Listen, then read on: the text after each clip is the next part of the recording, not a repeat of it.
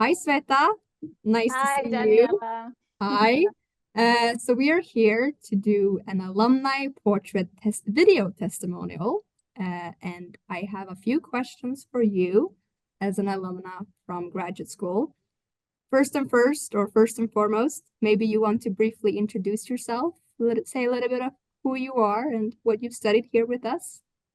Absolutely. So my name is Sveta Mardar. I'm a senior global external affairs strategist. I specialize in developing and commercializing alumni networks globally.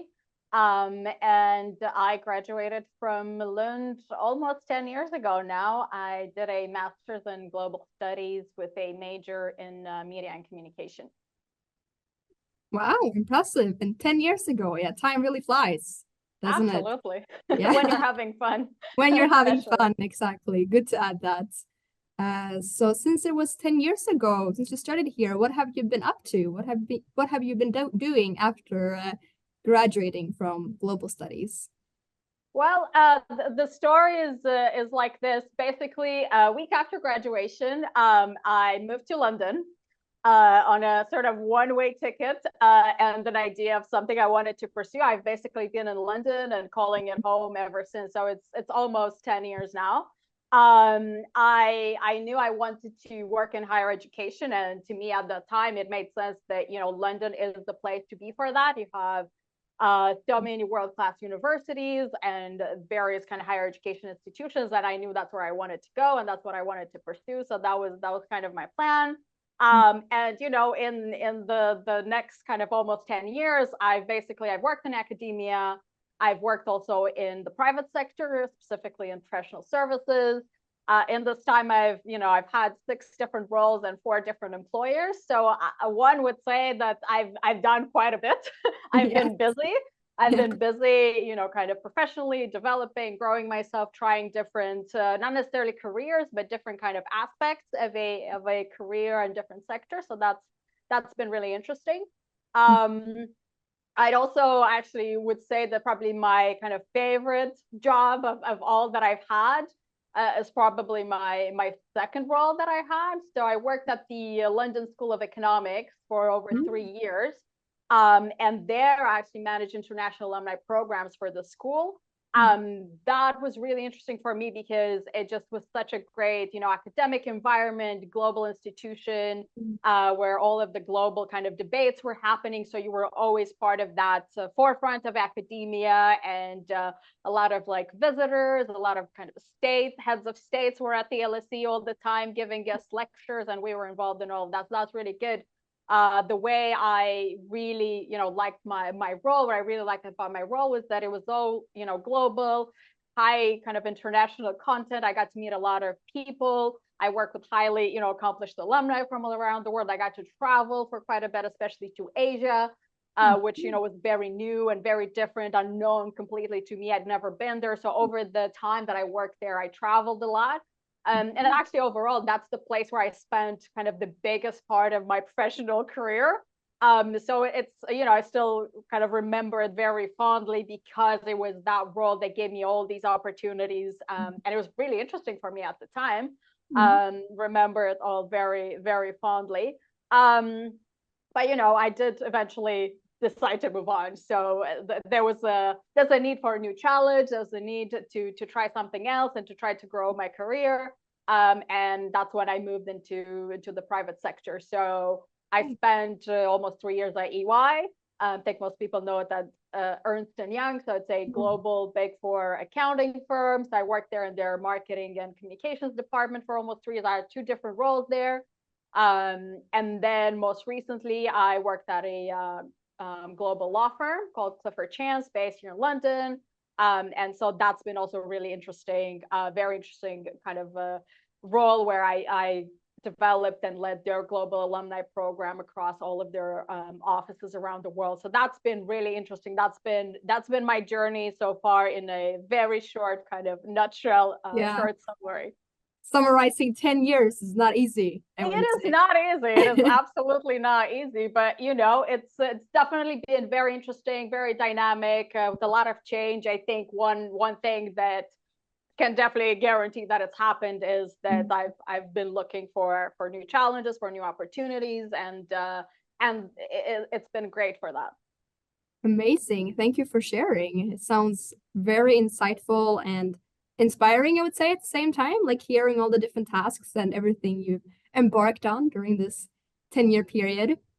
And I'm Yeah. thinking here, you worked with alumni relations in the past, so you're well acquainted also, as you mentioned, you worked in higher education institutions. I'm wondering a bit more regarding your studies time here at Lund University. Can you share a little bit of what you enjoyed the most about studying your master's here in global studies and also at graduate school, and then maybe generally at the university as a whole? But if there's anything specific about the program or graduate school as such that you want to share. Absolutely, and I think over the course of this interview, you'll hear there's a thread. I think the most important factor for me has definitely been, well, one, I did a master's in global studies. So as you would expect, what was really important for me and what was interesting for me was that global aspect and global dimension. So that was the most important for me, that in the academic environment and in the classroom, that we were an international classroom, that the program had this global dimension, and we looked through global perspectives at all the topics that we were studying. That was the most important for me, the fact that, you know, my classmates were from around the world, you know, a mix from different parts of the world, different countries, different experiences, actually very different academic backgrounds as well. So that was really interesting. So that diverse nature, you know, of the student population, I think is a really big plus, a really big advantage. And it's a bit of a microcosm, as I refer to it. It really gives you an opportunity, you know, to learn both in the classroom and outside of it from your faculty, your professors, and your classmates who are, you know, there with different life experience, different professional experiences. I think that was kind of the highlight for me, and the most important aspect wasn't just that I wanted to study a global program, but that it offered that program within this very diverse, very international setting. So I think that's definitely that's my highlight and the kind of most important factor. Yeah, yeah. And I can also say for prospective students listening to this, or also for current students listening to this, I'm sure that you will recognize what Sveta is saying, that even today, 10 years later, maybe more so. I don't know how it looked like 10 years ago, but it's a very international environment, and you study with students from all over the world. So definitely something that I can recommend. So if we're looking at prospective students who might also be watching this recording, now it was, well, over 10 years ago since you chose global studies with us here at graduate school. If you were choosing a master's program today, with all the knowledge you have since studying, what advice would you have liked to receive when you were applying or looking or thinking, what masters do I choose?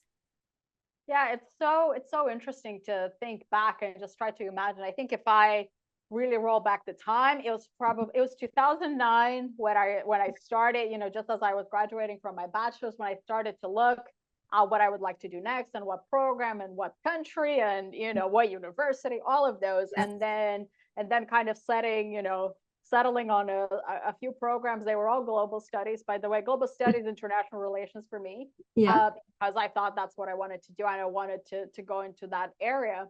But beyond that, you know, beyond doing a bit of research and reading the prospectus of a program, I don't think there was much available then, but there was also not much, at least for me, no one to really ask or get an insight from. So what I would say that what would have helped me is to be a bit at the time, and I think it would help anyone now, though there's a lot more resources. You know, these days we have things like this, alumni testimonials. We can go and see someone's career. We can, you know, see stories. We have more information, and I think the university as well provides a lot more of those and a lot more interaction between, you know, students and alumni, prospective students.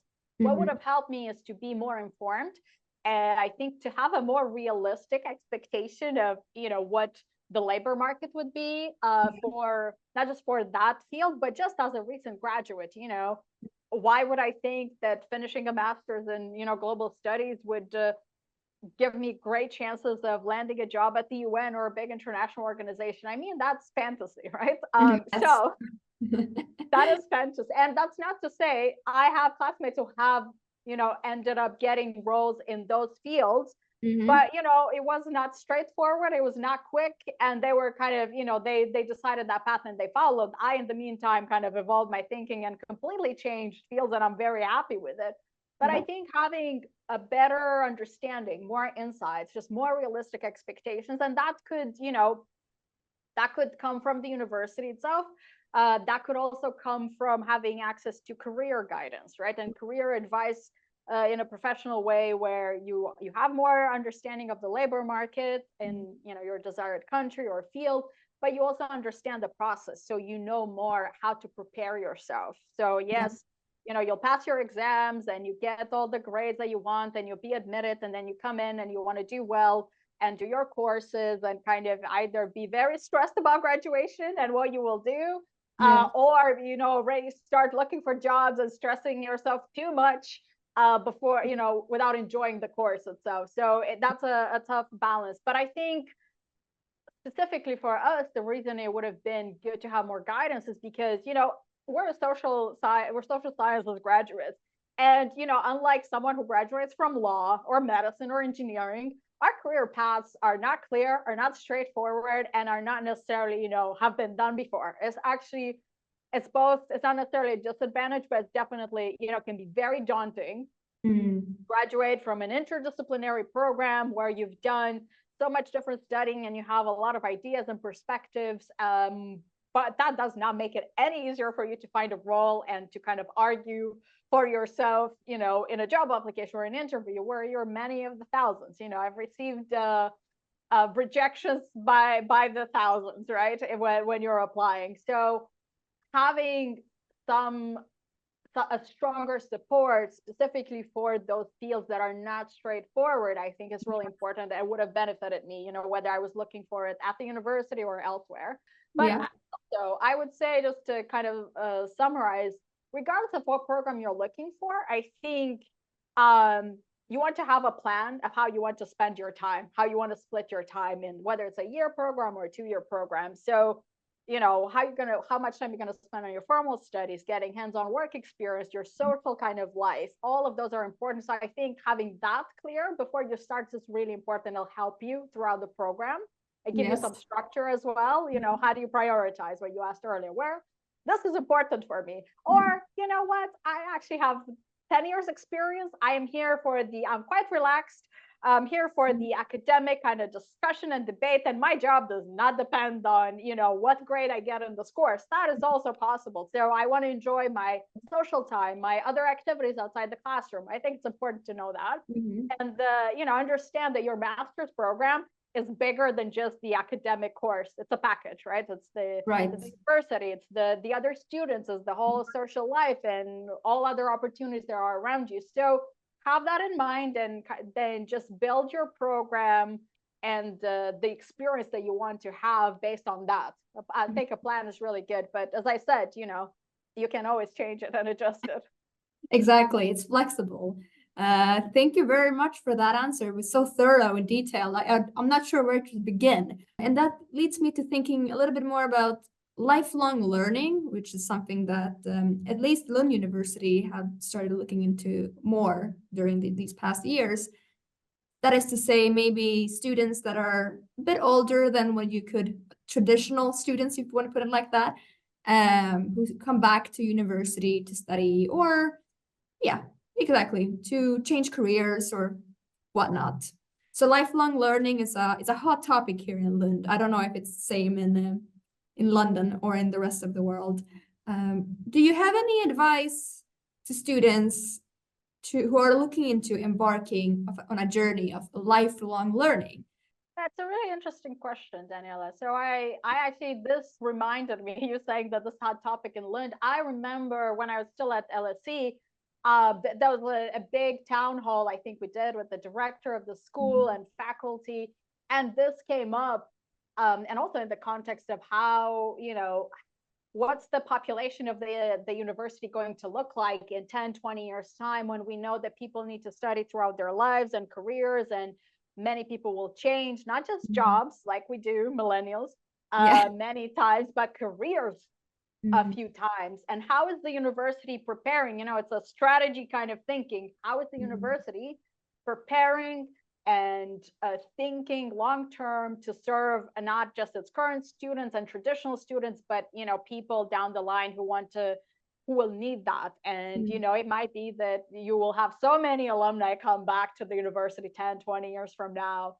Mhm. And that for me was such an intriguing discussion at the time. It was so interesting. It's very not just academic, but business thinking and Mhm. kind of strategy, and what's the future of the university going to be like, what the student population will be like. So it's really interesting that it's very hot topic still at Lund, because this was quite a while ago for me when I was at LSE.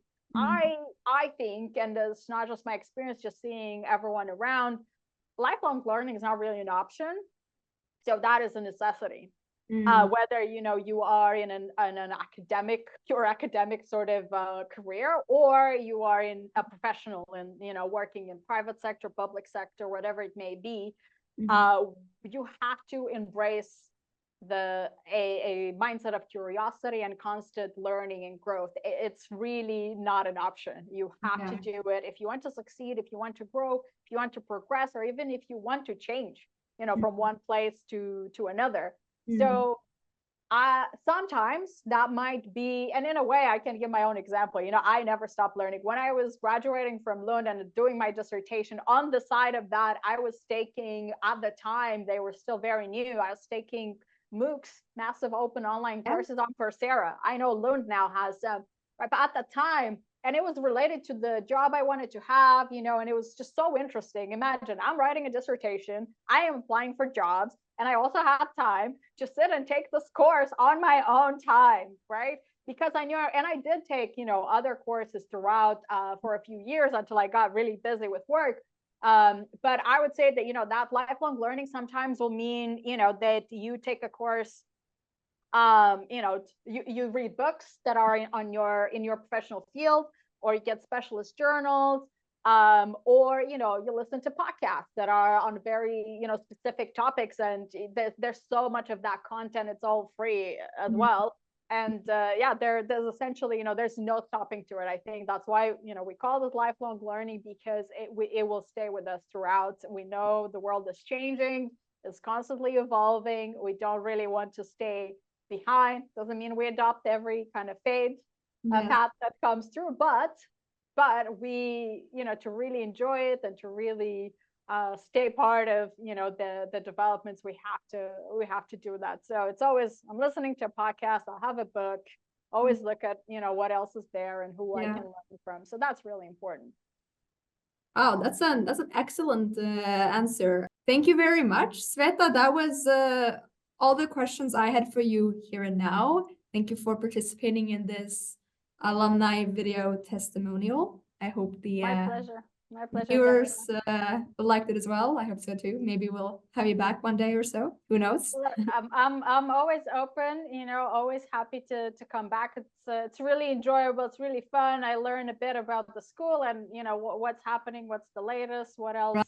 what else is how the university is changing, and so it's really good to know. And it's really interesting to come back, to give back, to share a little bit, hopefully to reassure some of the current students or Yes. recent graduates and other fellow alumni that you got this, and there is definitely a way to get to where you're going.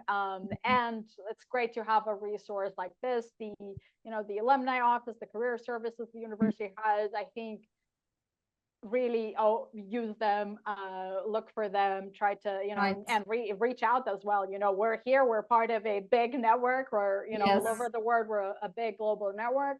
And if there's someone that needs help or support or advice, that's what we're here for. And I'm very happy to come back and support, because I know maybe I didn't have as much insights or as Mhm. much access. So that's great. Thank you for the invitation, and happy to be back anytime. Thank you. Thank you very much.